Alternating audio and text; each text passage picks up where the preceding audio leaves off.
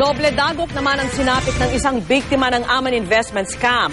Bukod sa naglaho raw ang kanyang puhunan, nilooban pa ng nagpakilala umanong Aman investor ang pinagtatrabahuan niyang money transfer and courier service. Mula sa Pagadian City, saksi si Micaela Papa. Hold up to, tungkol po ito sa Aman, pera lang po yung kailangan namin. Hindi pa rin daw malimutan ni Regeline ng pasukin ng armadong lalaki ang pinagtatrabahuhan niyang branch ng money transfer and courier service sa Pagadian City. Ang suspect na nagnakaw ng 80,000 piso, nagpakilala umanong Aman investor. Doble dagok daw ito para kay Regeline dahil siya man ay biktima rin ng Aman investment scam. Naglabas siya ng 200,000 piso at nagsanla pa ng mga alahas para mamuhunan sa Aman Futures Group. Pero lahat ng ito'y naglaho. Bakit sila ganyan eh? Lahat naman kami sa Pagadian apektado din. So, bakit sa amin sila kumukuha eh? Biktima rin ng tinaguri ang pinakamalaking investment scam sa bansa ang lalaking ito. Sa pangakong magkaka-SUV kapalit ng puhunang 800,000 piso na engganyo raw siyang mamuhunan ng isang Jacob Coco Razuman. Big time daw na ahente ng Aman.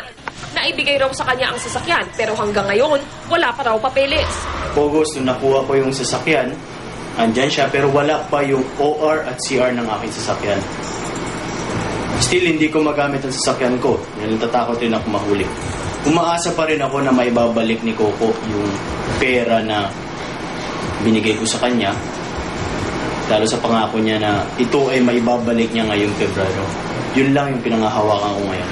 Sa videong ito na in-upload sa YouTube nitong Hulyo, makikita si Razuman na hinihimo ang kanyang mga investor na bigyan pa siya ng mahabang palugit para maibalik ang kanilang pera. Gusto na launa business na problema. Ha? Launa business na problema. Apya sutaw. Na di na kay mabaloy ataw da problema niyan.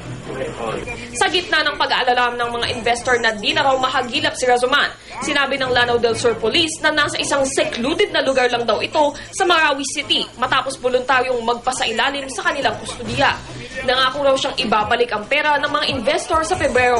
Hanggat naniniwala sila na may babalik sa kanila yung pera nila, ay andun yung hope at andun naman yung feeling na mag-antay.